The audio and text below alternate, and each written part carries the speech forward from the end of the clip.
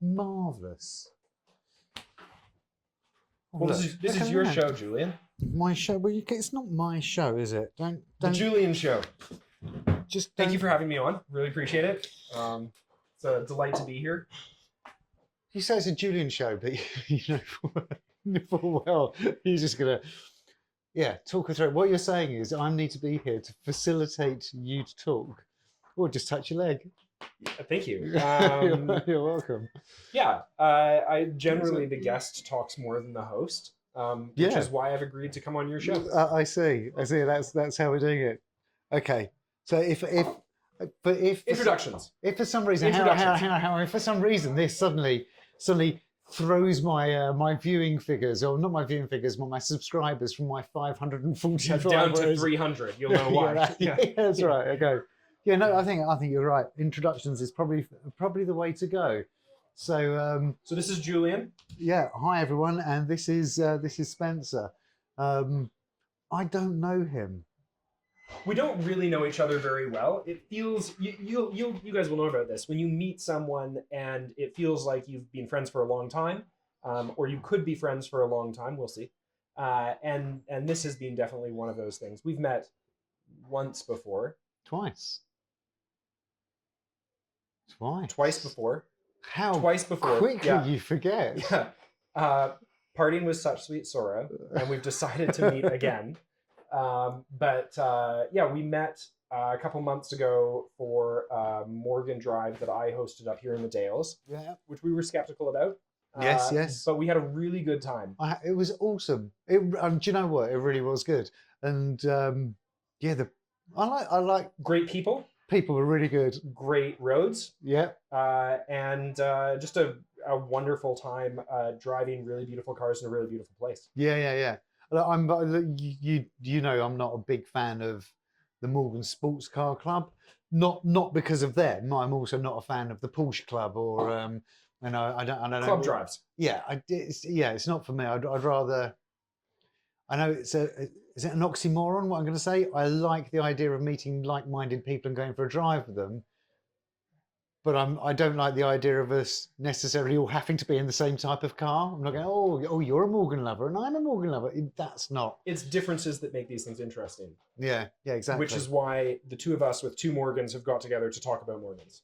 That's right. It's crazy. But no, we had a great time then, and then I was coming down to the factory, and you came out to the factory in Melbourne, and we went for a nice walk around and saw what was going on. Then I got my hard top for the +4.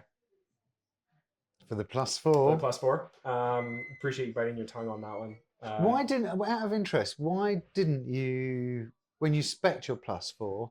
Were hard tops available then? Wasn't an option. No, I think they started shortly after mine, and it wasn't something that I'd considered as necessary. I wanted a convertible, and then as I kind of spent some time with it, and I saw yours and a couple of the others, and a little bit the exclusivity. If I'm honest, they were hard to come by. Yeah. And sometimes you kind of want the thing that's hard to come by. That's right. And so the opportunity came up to grab one, and I had no choice in the color, no choice in the specification of it. Yeah, but you did. Yes. But you did all right. I mean, that's very well. Yeah, that's it's beautiful. Nice. Yeah. So the silver. I never would have spec'd silver with the green, but it would have been wrong now to have spec'd anything else. Yeah. So I've got. So mine is.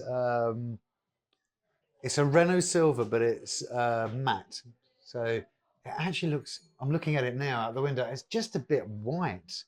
It's a little bit. Interesting. I spoke to Dan the man, so Morgan in Malvern, and I spoke to him about it originally. And I said I almost should have gone. For me, I feel like if I'd gone rose gold or gone gold, and then had the matte, it would have been probably the better color. I'm not sure. I think yours looks great, and I think Dan, to his credit, did a really good job persuading you on this is what it should be. I think yours is, not buttering you up, one of the nicest spec 6s on the road. I agree, including the hardtop. In that, before you big Dan up too much, just hang on 1 second. I mean, I like Dan. Admittedly, I like Dan a lot. He's a really nice guy. Should you be watching Dan? Yeah, Dan will be watching. Yeah. Dan will watch. Dan, and not only that, Dan's famous. People go in and say, "Oh, Dan, I saw you on the video." Dan the man. Yeah. But when we were specking the car, when he and I were choosing the car, When Dan was telling you the spec of your car. look, if you look at, I've got a video out there of me specking my car up before I went to see Dan. Oh, Wait, you maybe have it a was video after. of you talking about something. I did the whole YouTube-y, this is the car and the color I want to go for and everything else. But when I saw Dan, when I want to do purple, I want to go purple, and he sort of said, what about Porsche Amethyst, and went rushing off to the office and came back with a swatch. I mean, it was easy to say yes because it was there in front of me. I might not have gone for it now that I've got it. And the reason being is that outside... So you're telling me it's time for another. Oh, it's always time for another car. It's always it's time for another car. That opportunity to go and go, oh, I want that colour. But with that, when you're in the car and you're looking at it, because of the way the paint works, it actually looks really burgundy from within. And I didn't really want a burgundy car. So I feel like I'm in a burgundy car, even though everybody else is looking at a purple car. For me, it's not quite the same. And also when it's on video, when it's filming out through the bonnet, it looks really burgundy. And it's not a true representation of what the car looks like. Although right now it just looks like mud. Dirt everywhere. Oh, what a nonsense. Why does it look like mud? Why does it look? Well, because I don't clean my cars. Well, and you've driven a long ways up today to come up to the Dales. Yeah, 250 miles here. Yeah. And then what have we done? I don't know how far we've gone. I don't know. I mean, not much. We've just been kind of racing around up here. I suspect we've maybe done 50 miles. I can't imagine much more than that. No, but enough to drain the tank of fuel. We were driving. We were driving within the limits and appropriately, and respectful of the environment, the roads, and our vehicles. That's worth talking about, though. I have to say that I'm not too sure. Should we look at camera? Should we be doing the camera, or should we just be looking at each other? Or should we just gazing? So I don't know whether do you remember a program called Alas, Smith and Jones? Well before my time, by the sounds of it. Before your time, and also before my parents' time. Yeah, not quite. Not quite.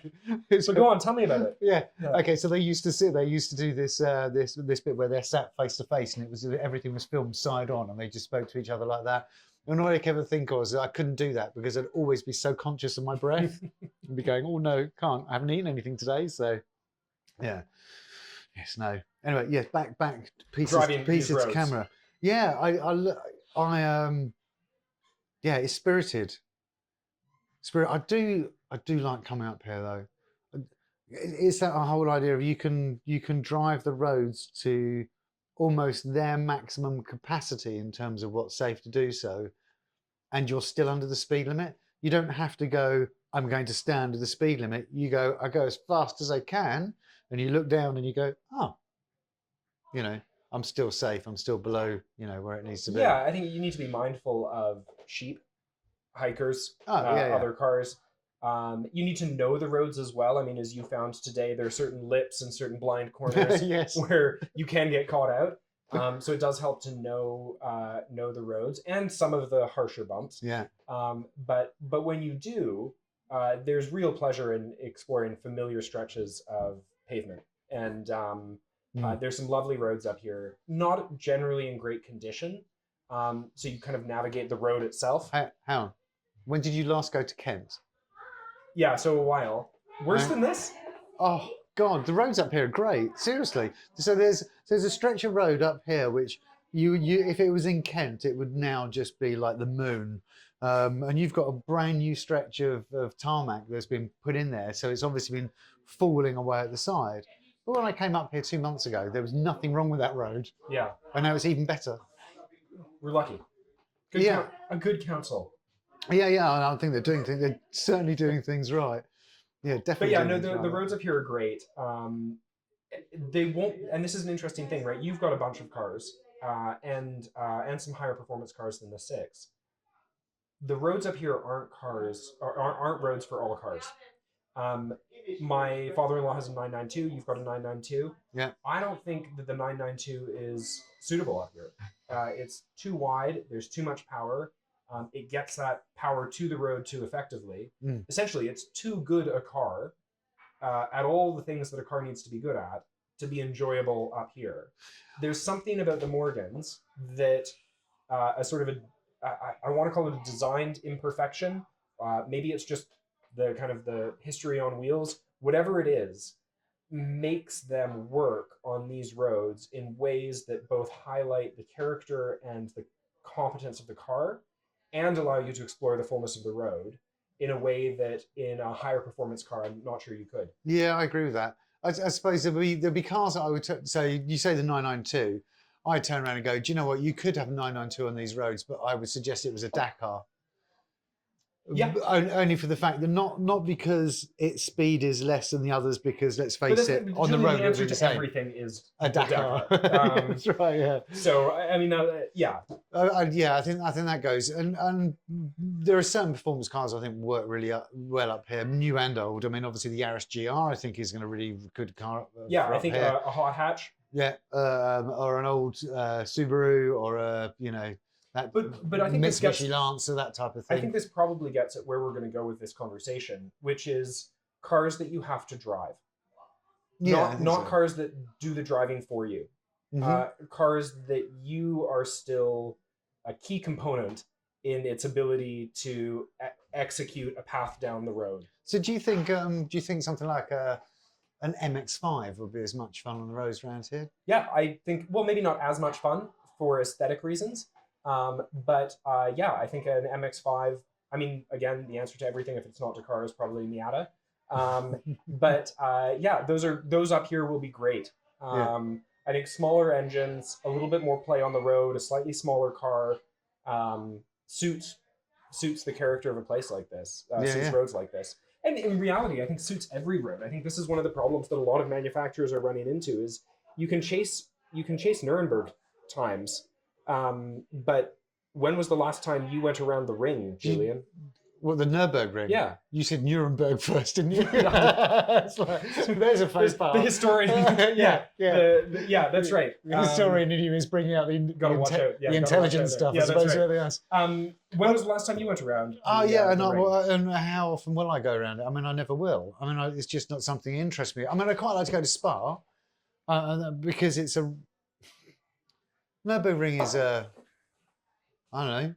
I don't know how to describe. Okay, I can't comment on the Nürburgring. I've never been. I have no inclination to go. I'm sure you'd have a great time. I'm sure we both would have a great time, and we'd come away with some great stories. Yeah. But all I'm saying is the desire to satisfy a sort of a spreadsheet number of acceleration times and lap times is, I think, increasingly irrelevant. Buy a track day car and go and do stuff on track. I mean, if that's what you want to do, because don't do it on the roads, don't do it on the roads. Because it's just not safe for anyone. I know that. I'm really risk adverse. Would you believe? I'm careful on the roads when I drive. I'm careful on my bike.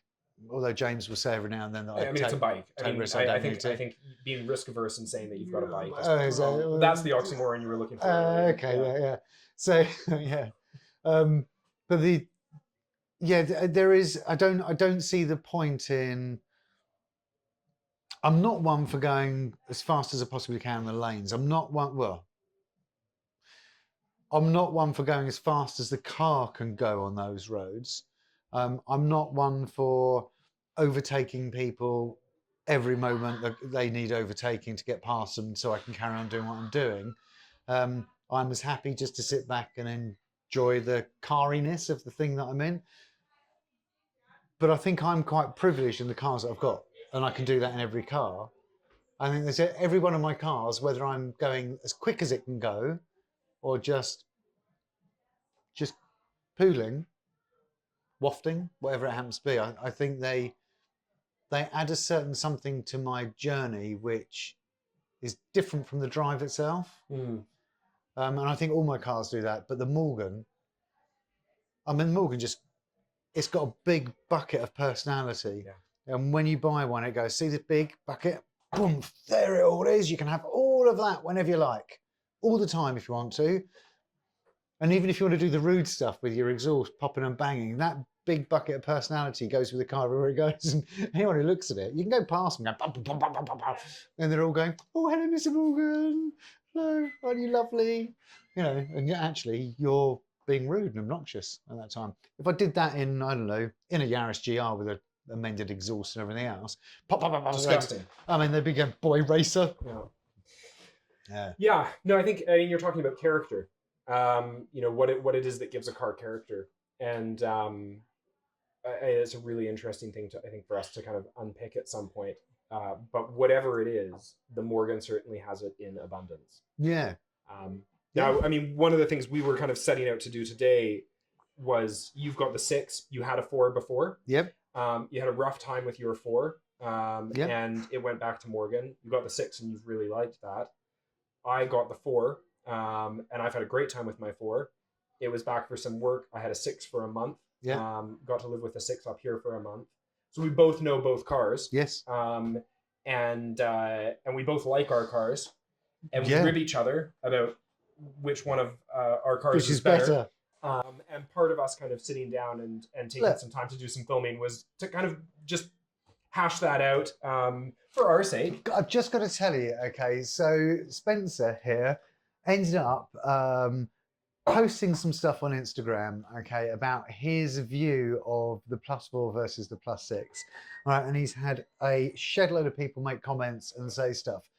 And I have been biting my lip because I'm desperate to get in there and go, keyboard warrior back again. Because we have. Well, let me say what I said.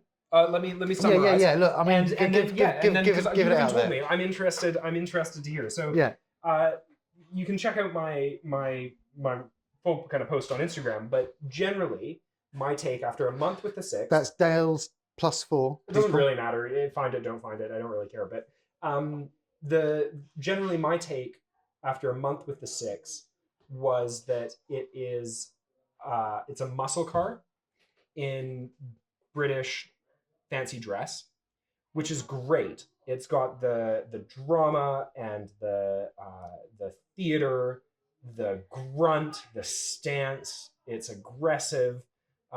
It makes you smile in different ways than the 4 does. We'll talk about that.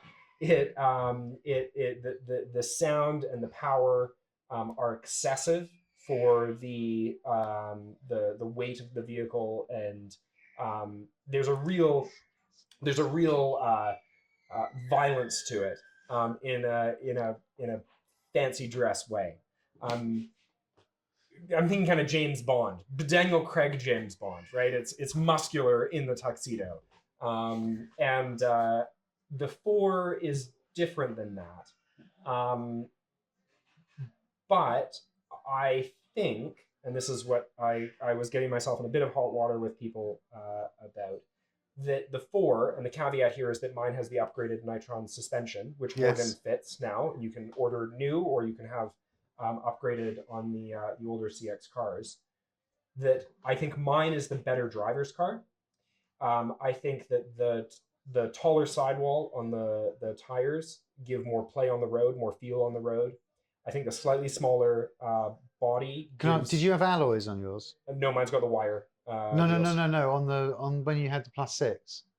Yes. Okay. Mine has because it's a slightly smaller car on the road. You've got more roads to play with than you do in the 6. Not a huge amount, but it feels it on the road. There's a little bit more playfulness, but I think also significantly because the engine, the 4-cylinder, is obviously down on power, down on noise. What that means is there's more engine that you end up playing with within those legal limits that we were talking about a couple minutes ago. And so in the course of a national speed limit B road, you get to play with more of the engine. You're playing with more gears than you are in the 6. And as a result, there's just a little bit more playfulness to the car. So it doesn't have the same aggression and power. And I think the 6 is a very good looking car. It's got great stance. But I think as someone who loves driving, that the 4 gives you more to drive, despite being down on power. That was my take. And so that's summarized.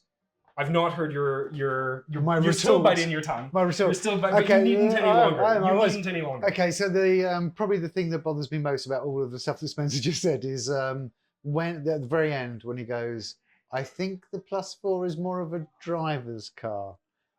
And that like my heckles go up at that point. I'm like, oh, for God, just because you can't afford a Plus 6. But I know that's not it. I know that's not it. But yes, well,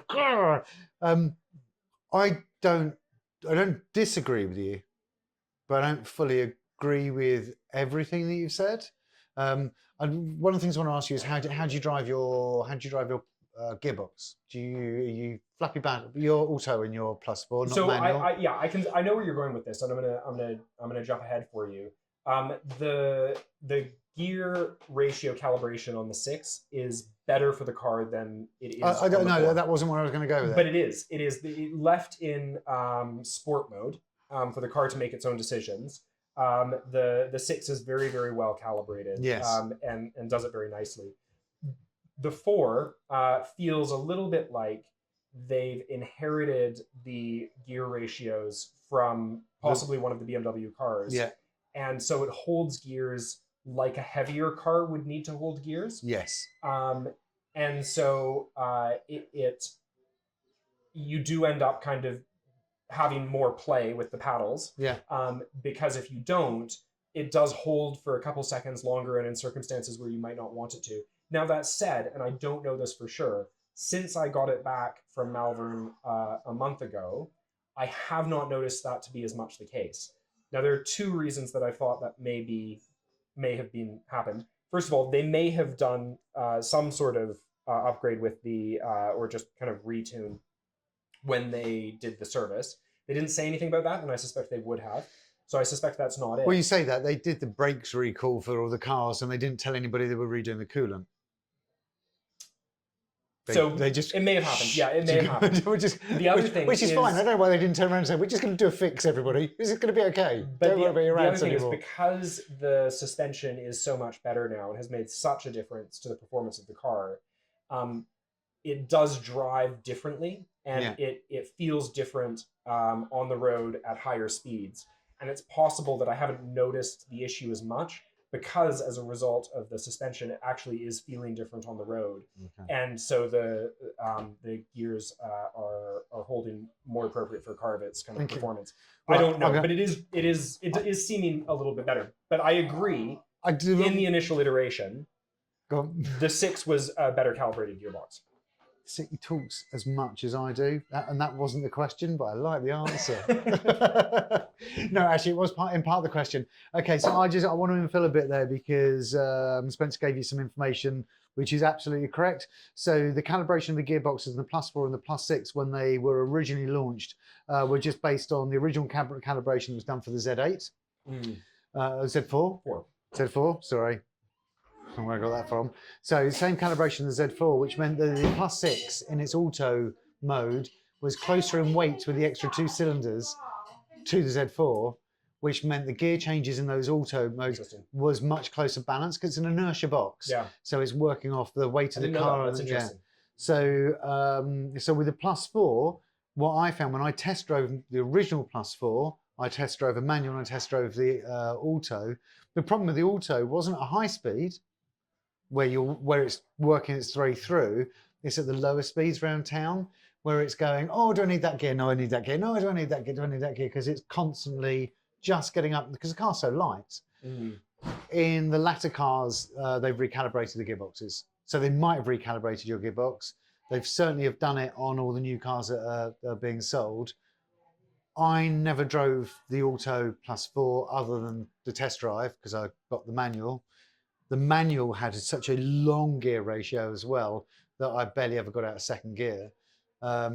That's changed as well. So in the newer cars, I think both the manual and using the auto is the auto you can be much more fully auto in drive mode and it'd be fine, and in sport mode it'd be fine. I think in all cars in the Sport Plus mode there's an issue. And in fact, in my car on track, if I leave it in the Sports Plus on track and thrash the nuts off of it, it gives up after a couple of laps. Just don't like this. Everything's getting too hot, and the overseer system cuts in, takes all your gears away, takes your power away, and everything else. However, if I'm on flappy paddle mode and I go around the track, or if I'm in sport mode, that doesn't happen.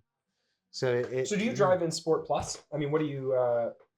Because it, I find, and this is, so I'm interested in this. So let me, when I had the 6, I started obviously Sport Plus mode.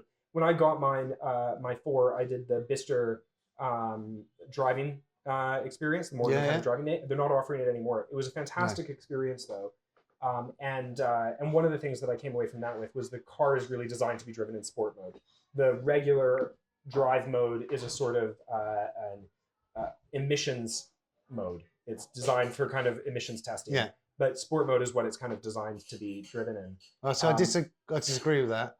I think that the drive mode is perfect as an around town mode. I think it's lovely around town. It's so quick. But the difference is it rushes to get yours into has gear. the traction control, and I think a lot of early plus 6 owners got into trouble without the traction control in theirs. And part of that was the dump of power when it would drop a gear, and it would cause them to spin out.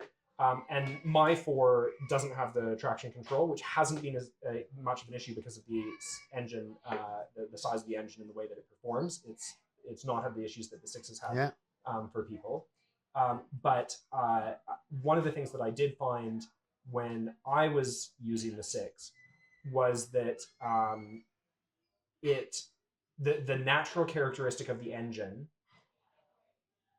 felt more at home than in normal drive mode and in sport mode than the natural characteristic of the engine in the plus 4 feels in normal drive or in sport mode.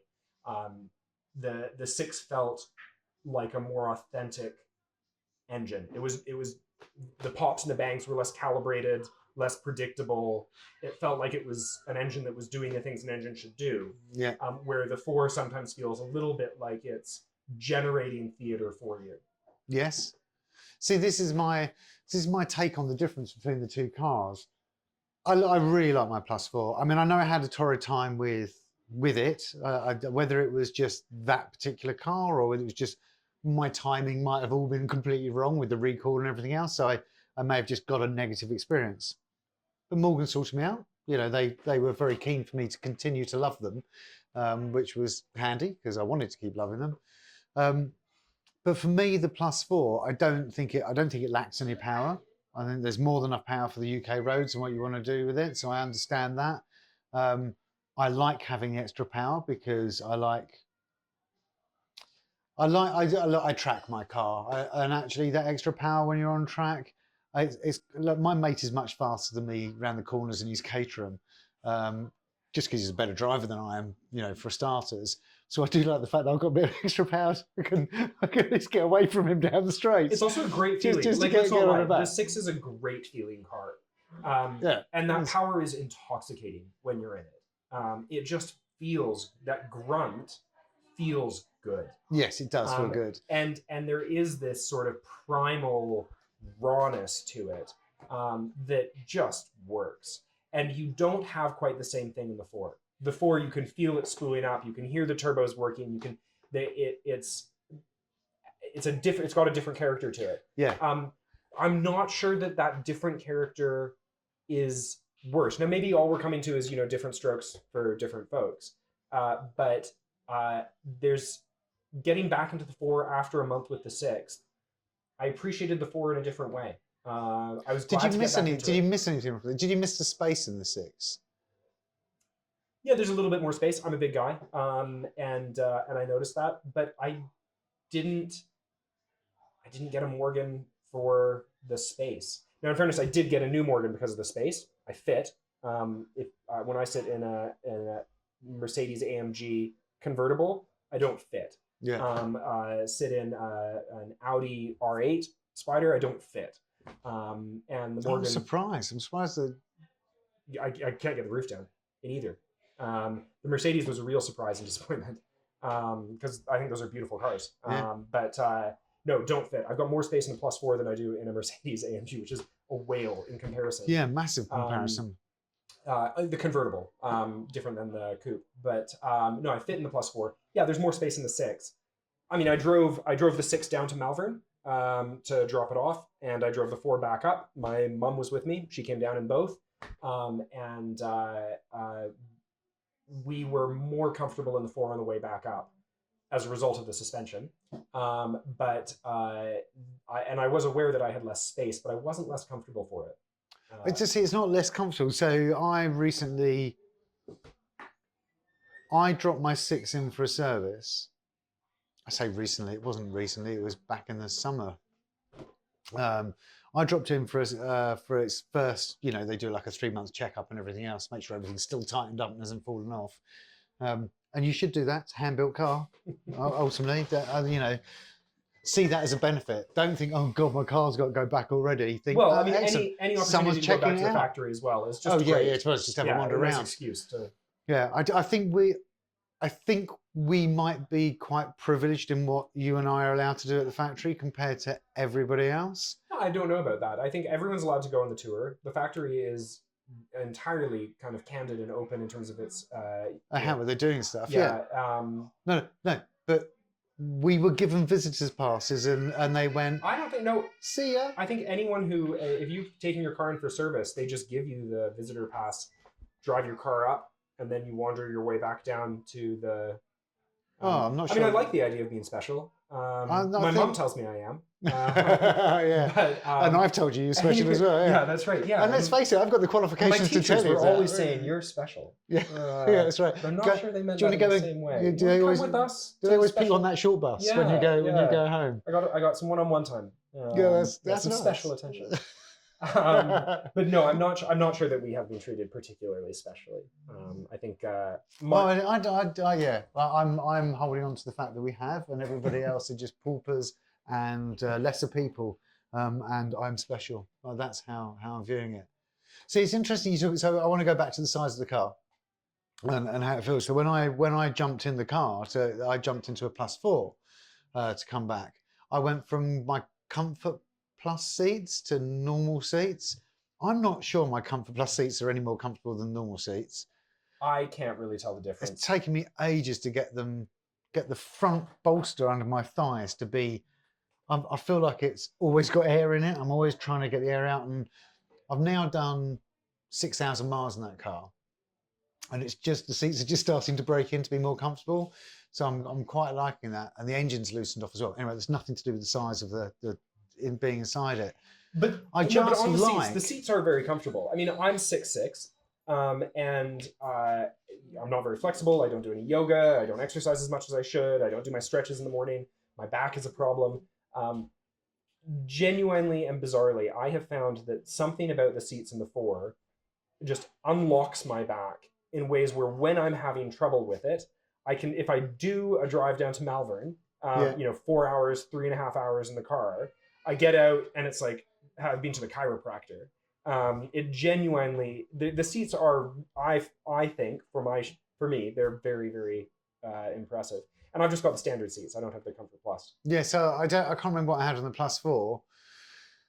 I preferred the seats in the +4 in terms of in terms of how they sat behind my thigh. Having said that, I drove 5 hours up here. The only reason why I had difficulty getting out of the car is because it's low to the ground, and I'm dragging myself out of the car. I was like the same when I get out of the Porsche, drag my way out. Austin Healey's even worse, I have to actually hold my leg to be able to squeeze it out of the door opening. I do feel a little bit like a clown getting in and out of mine. I think sometimes people look at me as I'm walking up to it, and go, and they just go, way. There's no way. You're not there's getting no there. way.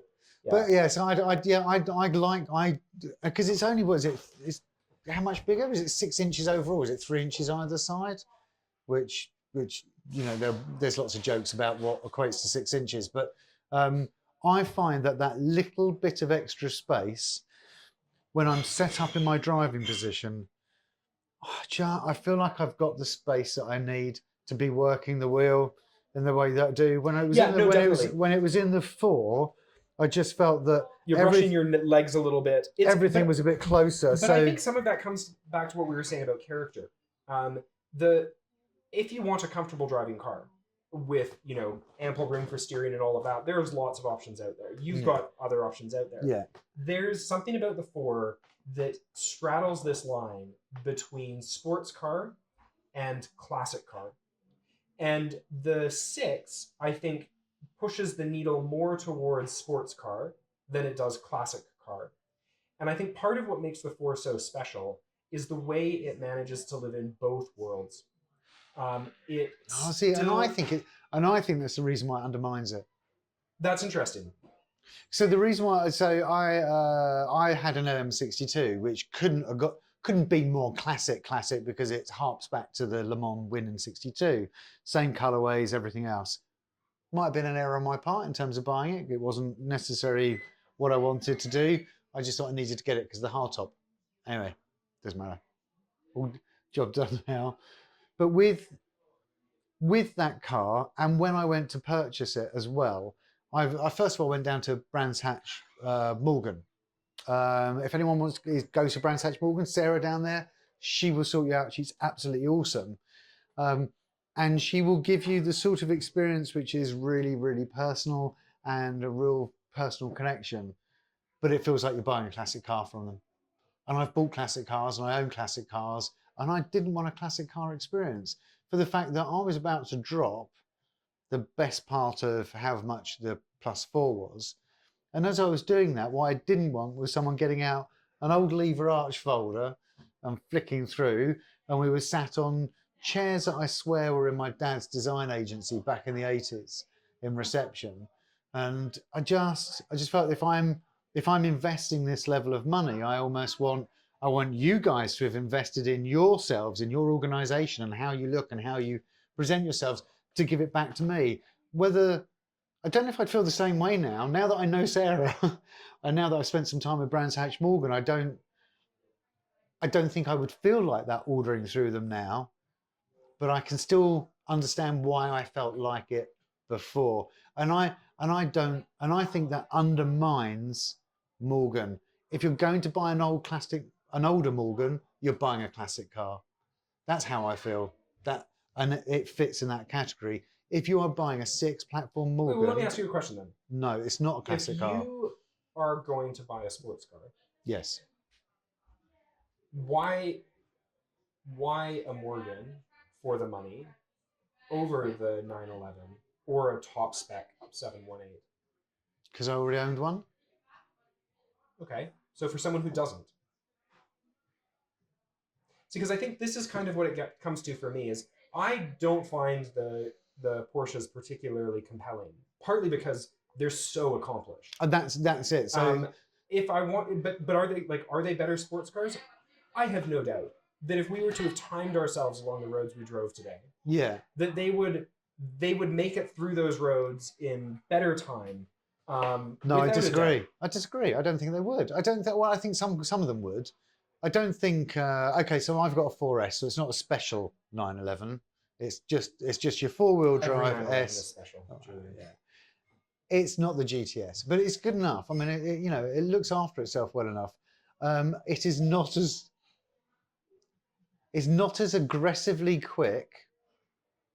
I don't think so. But on paper, that's not true. It maybe doesn't feel as aggressively quick, but I think that's part of what makes the Morgan so special is you feel the car. It's quite a visceral experience. Yes, but that's where I'm saying if you were to do this on lap times, there's no question. If we went on track, if we went to Nuremberg. if we Nuremberg, I hope we're not in trouble. I hope we're not in trouble. I would. I'd be very interested because I've never been. Yeah. If we went to the Nürburgring, well, maybe we went there after. Yeah. I mean, the Porsche is obviously going to annihilate the Morgan on any track. I mean, whether it be Goodwood, Brands, whatever it happens to be. I think the Porsche is always going to be more nimble, even on smaller circuits like Donington. I think the Porsche is still going to be better. Absolutely. Whether it's the base Porsche Carrera or whether it's GT3 RS, obviously is a different league. It's something else. But on the country roads that we were on today, I don't think that Porsche would be quicker. But I think inside it would have felt different. I think inside it would have been I'm just driving the roads. I happen to be driving them at the national speed limit, and I happen to be driving them. It happens to be quite rapid for the roads and everything else. But I don't think I would have had any of the. And I don't want to say drama because I didn't have any drama. Well, I did once on one corner because I didn't know the corner was coming up. Um, but I didn't have any drama in the Morgan. But I had bounce and a bit of I mean, I want the nitronic suspension because I think I would still have had a bit of that, but I think it would have been a little bit more. I wouldn't have had to work quite so hard in keeping it straight. I enjoyed working to keep it straight. But I think that's that's what I'm getting at here is if you're just going out to get a sports car, there are really good options out there. Yeah. And I'm not sure that the Morgan would be at the top of your list. Now, if you love driving and you love the experience of driving, and you like older cars as well. You like classics. And you've got classics, you're looking at other classics.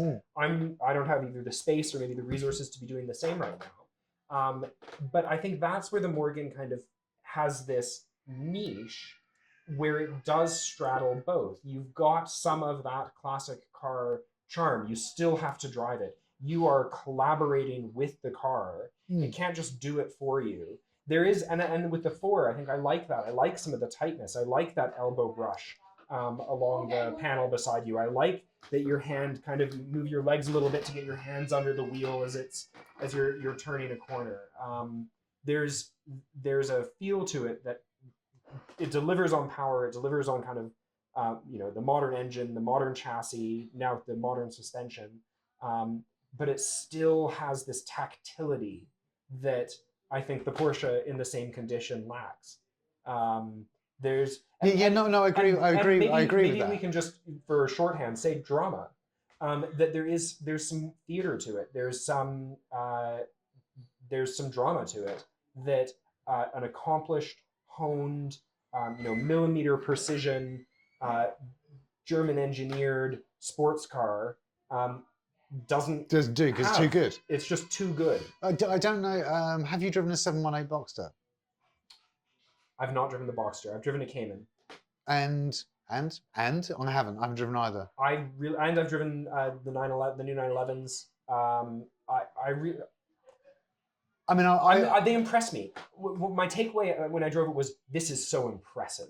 What an accomplished car. This is amazing. And in the Cayman as well. The Cayman was just and the Cayman's a lot of fun, but it's precise. Okay. And it is scalpel-like as opposed to. and it's amazing for that. And I came away thinking, this car what we're saying impresses me. We're saying that the Morgans are like the butter knife of the sports car world. Maybe we are, but I think that's not an unkind thing to say. No, everyone needs butter. When modern cars, when you look at the kind of how accomplished EVs are in terms of their performance and blistering speed and pace, actually, if I wanted blistering speed and pace, you can get that. You can get a rocket ship with an electric battery. But I don't want that. I want to drive a car. And I think the Alpine is an interesting one here as well, when they talk about body roll and they talk about the feel on the road, and the 718 and the Alpine. The 718's the better car, but there's something about the Alpine. Not for all drivers. Some drivers want that precision. Yeah. They want that honed in, tuned in. If I took this at a track with my friends, I would annihilate them, and the car is better than their car, and my stats are better than their stats. But actually, what we are doing out here, as we're navigating B roads and wandering through the countryside, but we're not comparing the 4 and the 6 against other cars. We're comparing them against each other. Or almost against themselves. Because all I've heard you say so far is, okay, the 4 is a better. I agree with everything that you say. Well, maybe what I'm saying is the 4 is a worse car. But my take on it is, well, it's almost that. So you're talking about the 4, and you're saying you like the fact that it's small, and you feel that it's small and tight, and therefore that your elbow's rubbing up against the door when you're doing that, and that's okay because you're in this small little sports car and you're doing that, and your hands underneath. And I would look at that and go, oh my God, that sounds to me like driving a Caterham, because when I don't drive Caterhams often, normally if I'm doing a track day or if a mate aids let me drive his. And and they are very much you're driving that car. That is what you've got to do. You can't go from A to B without driving it. You can't get in and poodle. You have to, and you do get all that rubbing and all of that feel that you're saying you get from the Plus 4. But for all the reasons why you like the Plus 4, I prefer the Plus 6 because I don't want to be Caterham-esque in my cars. If I want to be Caterham-esque, I'll have a Caterham. I mean, So is what we're saying that the 4 is a more comfortable, more livable Caterham, Caterham. and that the 6 is a less comfortable, less livable 911. Is that all we're saying? No, we're not. It sounds to me like that's kind of what we're saying, and I don't mean that at all pejoratively, because I do think that what we're talking about is character. You're not sure what it is that we're saying that's not that right now. So it's really difficult to pin it down. So I don't think a Morgan is like a Caterham in terms of its driving feel and everything else. I don't think a Morgan is go-kart like. I think it's a very good car for threading wherever you want to thread. It's not a Caterham. They're different things. If I was going to compare a Caterham against anything, I'd probably be comparing it against an Ariel Atom, for example. Sure. That type of thing. But yes, a Morgan is a more comfortable, more refined, a nicer space. If you look at the very base model Caterham, actually it's very 60s-esque inside, much more Morgan-like, no performance whatsoever. It's got a motorbike engine in it. So that you can almost say, but the Morgan is the grown-up version of that. The Plus 4 is a grown-up version of that. I don't think the Plus 6 is a less refined 911. I think that's doing the Plus 6 too much credit. Yeah. I think the Plus 6 is. Oh, and this is where I suppose where it comes from. I think of the Plus 6 being like the 911 is for the 718. Okay. So you could buy. So it's a Cayman and Boxer to everyone else. 718 is just a derivative of the the Porsche. If you could have one of those, and you know full well that its drivability would be as good as the 911 for everyday use on the road, they're going to be comparable. The difference being is you've got a couple of seats in the back of the 911, and it's a bit bigger. You know, this kudos is a little bit more. And I really think of the Plus 6 in the same way in relation to the Plus 4. Not necessarily the kudos part of it. No, but I think there's something to that. But that big brother element of it. I think some of that comes down to geography. So it's I mean, different cars for different people. Some people are going to want that theater of the engine. They're going to want the muscle car, and because that is appealing, right? Like, so I'm Canadian, but I get the American muscle car allure, and there's something nice about just getting in a big, comfortable American car, you know, a Dodge Challenger, and just putting your foot down, and it's wonderful. It's a wonderful feeling, and that grunt and that growl, and the theater that goes with God forbid there's a corner coming, but when there isn't, it's just glory. And I get that there's a place for that. There's also geography for that. There's an environment in which that is ideal. Yeah.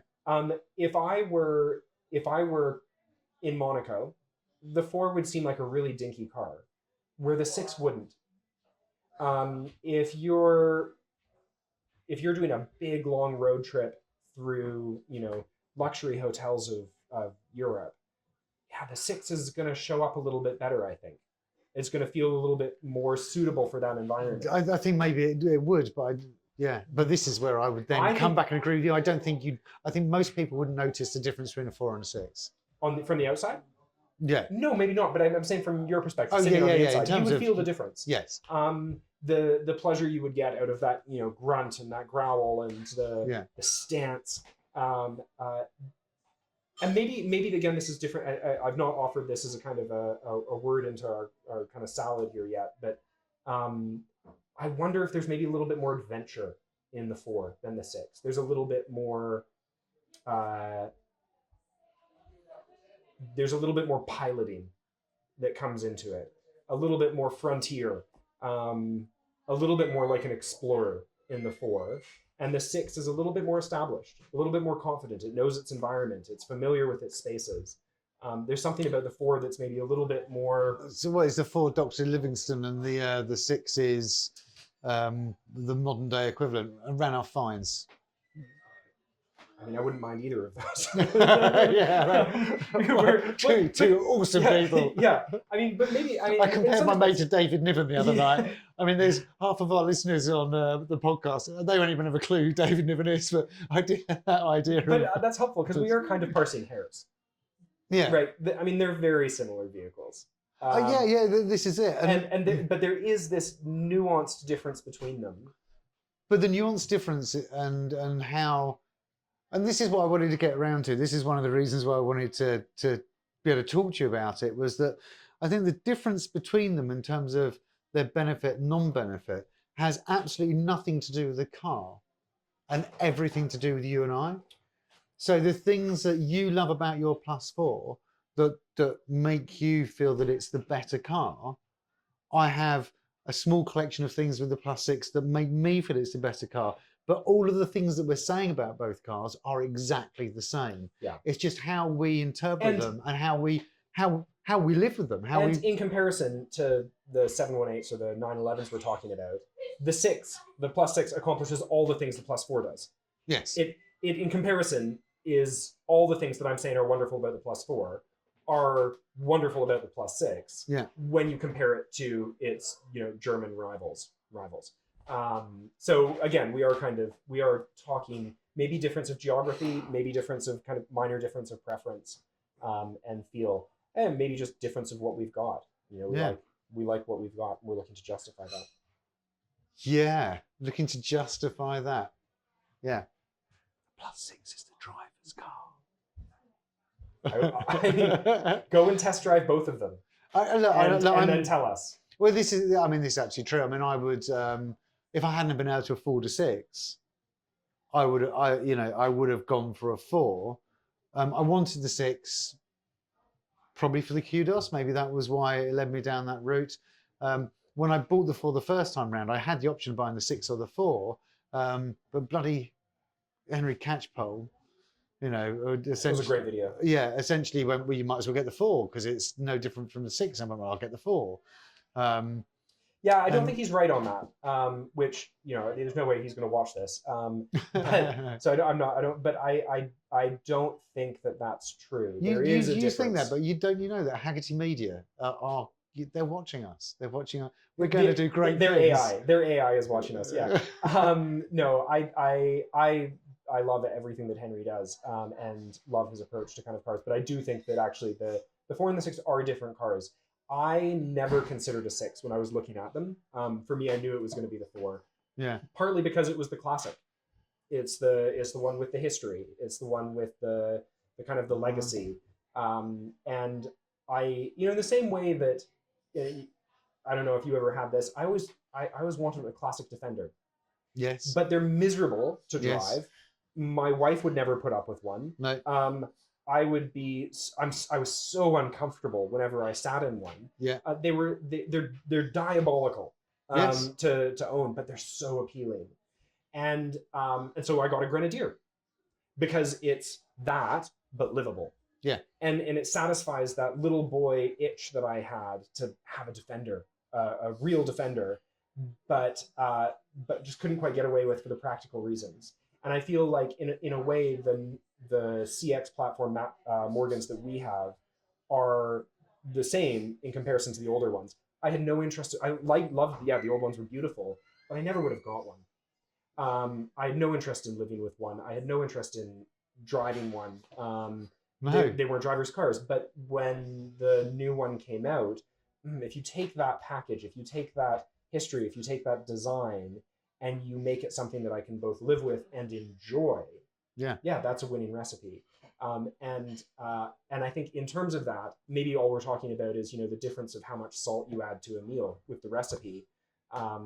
I think you're probably right, actually. I think you're probably right on the that. 4 and the 6 but the are thing- they but- both. I'm the same as you though for the buying the old cars on the old chassis. I did loads of research before I bought my Plus 4 and Plus 6, and before that, when I was buying cars, other cars, I had ruled those out as daily drivers for no other reason than everybody said rule them out as daily drivers, just because the chassis was so bad, the power delivery was so bad, and although They were truly classic cars in that sense. yeah, absolutely, and I'd much rather buy a classic car that drives in that way and have a modern car for modern stuff. I think we're actually getting to a good point here, though, because that initial point that I had made, which I think that the Morgan straddles that modern sports car and classic vintage driver experience, and you said no. No, but he doesn't have a vintage driver's experience. He just has the look. Sure, yeah, and maybe there's a little bit of the tightness, and there's a little bit of water ingress, and there's a little bit of that. It's not an entirely modern car. It's still a coach built, bespoke. Oh yeah, absolutely. It's still a unique and historic thing. But you okay? But this let me. So what I'm going to say here is that I think that what we're saying is that the 6 and the 4 are both that. They both accomplish that, but they accomplish it with slightly different tweaks to the dials of who they're iterated for and where they're iterated for. Okay. But I'm going to stand by it. There's still a classic car experience there. I don't think it is just but there is a classic car experience, but this is where. Well, maybe this is why I had such a problem with my first one. Maybe that's it. Maybe that there is that classic carness about it, and I didn't want it, and I was being told by everything I saw that wasn't the case anymore, and then I walked straight into a classic car experience. And interestingly, my Plus 4 came with a hard top, never leaked. Hard top was almost great from the outset. Once I worked out how to tighten up properly, it was great. I swapped to a soft top as well. I bought a soft top so I could use soft top in the summer. Soft top suits that car, really does suit that car. And when I put the soft top on it, I went, oh my God, it's amazing. And I really did feel that it was great.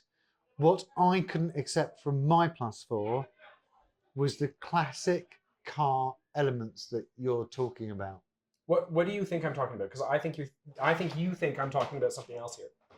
Well, I think you're talking about the classic car elements with a coach-built car, because older classic cars weren't bolted together by a machine. They were put together in the same way as Morgan's put together. There's some guys working really hard on your car, putting your car together. What I had expected was those guys were bolting that car together, as by the time it got to me, that it was a modern car standard. But actually, there's a bit of variation. Yeah. I think when I say classic car, and again, maybe this is just I'm worried about this person's reservation. Hang on. I think they've resolved it. I think they've resolved where the quiz is tonight. Not in here. Not in here. I think that when I say classic car, again, having never owned a classic car, maybe I am talking aesthetics. I'm talking the kind of the outward look. Maybe I'm also talking about utility in the sense of not being useful. There's something about classic cars that are terrible utility decisions, right? There's a reason why the modern ubiquity on the road is a sports utility vehicle, right? Mm-hmm. Where we are every new car that comes out, you hear about its utility. How useful is this thing? And it always struck me that with classic cars, there's this element of, there's something about them that was just, utility was not high on the list of the designer's kind of attributes when I think of the classic cars that I think of. Yeah. Do you know? Do you know what was on the list? I don't. No, I've got no idea either. I've never seen an interview with anyone this either. This is just kind of exploring, why when I say classic car, what do I mean? And homework. I'd like you to find that out. Yeah. The Morgan is not a useful car. No. It doesn't have a boot. It only has 2 seats. It probably shouldn't be left outside for too long in all weathers. It's not massively useful if the measure stick that you're using is a modern kind of vehicular utility. It's interesting you say that. So when I was in the midst of having issues with my Plus 4, I went and met with a couple of guys at Morgan. Won't mention them, but very senior people at Morgan. And whilst we were talking about it, one of the guys did turn around and said, "But it's not a daily driver." And I said, "But you sold it to me as a daily driver. You're telling everybody it's a daily driver. So if it's not, then why are you saying that?"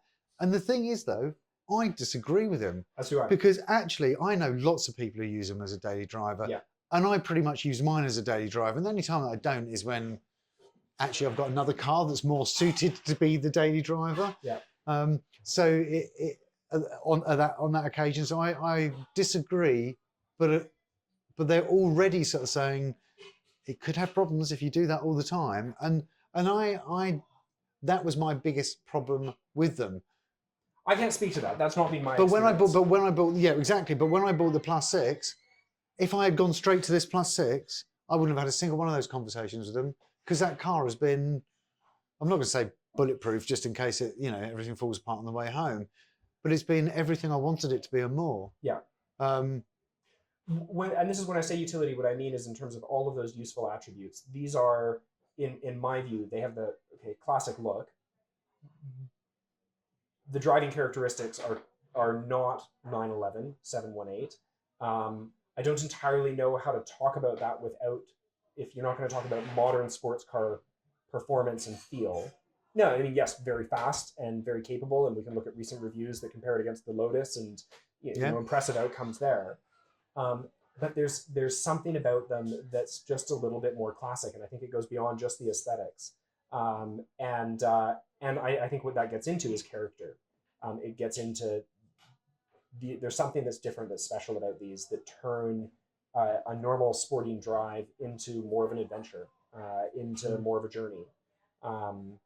More of an experience. More of an experience. Yeah, I think that's it. Because I mean, the drive that you did today coming up here, the drive that we just did, yeah, you can do that. You can probably do that more comfortably in a whole host of cars.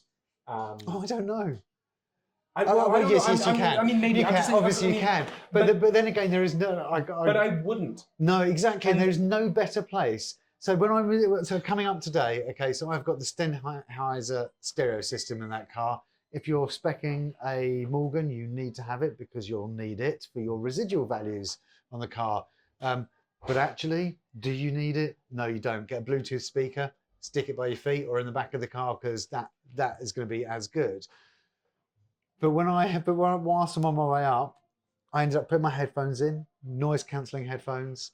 I've got my rug that I've shoved down by the door, because the door latch loads a load of air in. One of the things I found with my Plus 6 is the seals are much better on the doors. Then I'm just watching a massive lorry go past our cars. That's okay. The seals are better on the doors as well. So I find the 6 a more comfortable drive. But once I've got that roll, stop that wind, I've got my arm resting on it like that, and I've got my music on, or I'm listening to actually today program Radio 4, obviously. And I'm driving, I would rather be there. Comfort's warm, the heated seats are better than any of my other cars. It's just a lovely place to be, because when you're going down the road, whether you're going down at 40 or at 140, no one's got a better view out of their windscreen than you've got. No one has, and everyone around me there is hardly any cars out there prettier. Yeah. And I only think of it as being, but I think that's what every day, because I've got one. I think we've lied to ourselves about utility, and this is, I think, maybe a separate discussion. I think putting utility on such a pedestal for vehicles, we've maybe missed something experiential and important about what a car is for.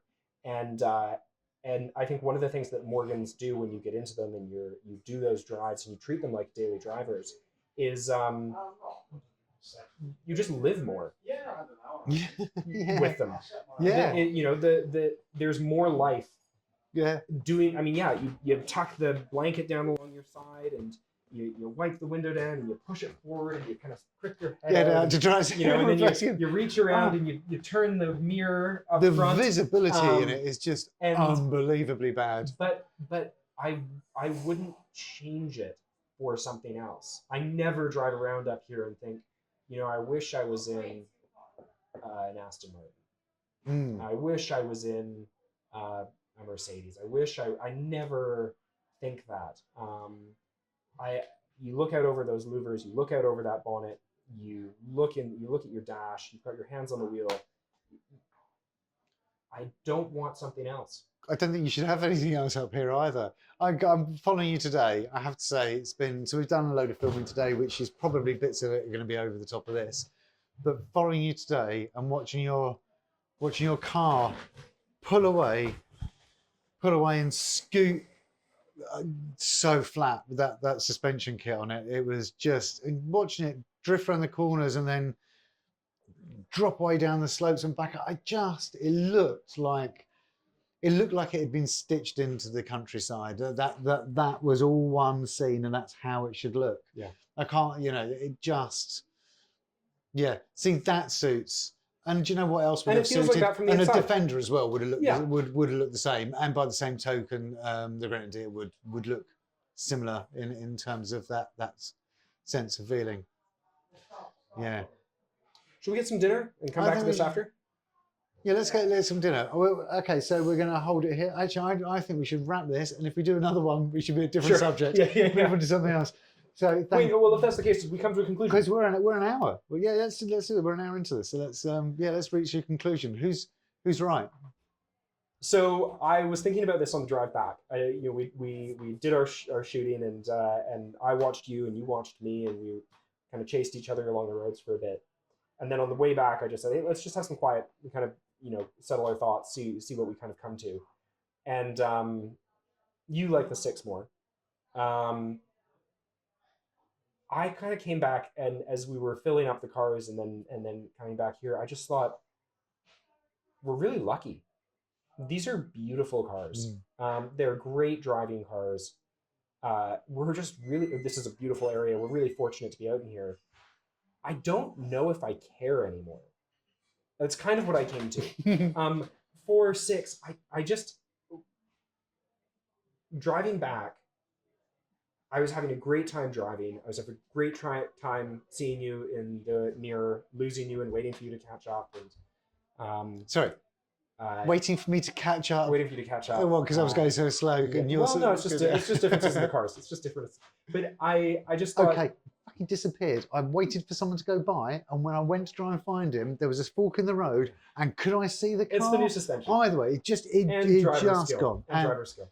You do drive very well. Thank you. I do enjoy your driving style. Thank you. But my takeaway was, I don't care actually about the 4 and 6 discussion anymore. They're both lovely. Yeah, I agree. And we had so much fun. Yeah. And the last time you were up here, we had so much fun. Yeah.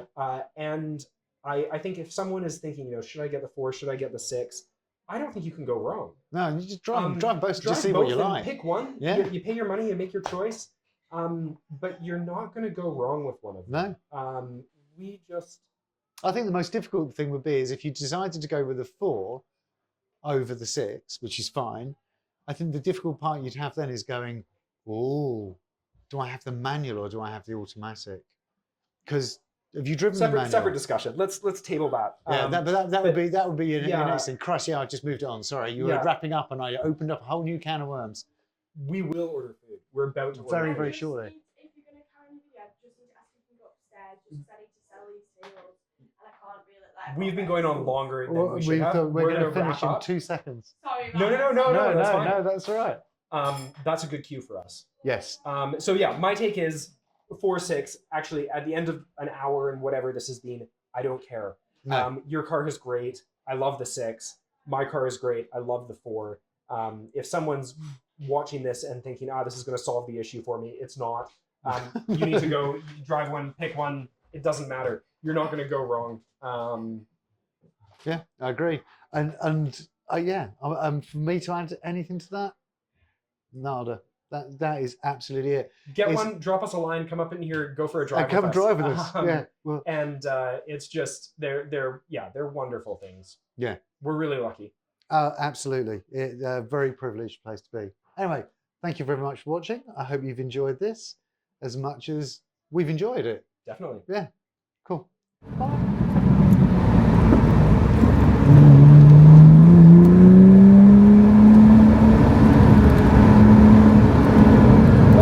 Oh, this car is just superb.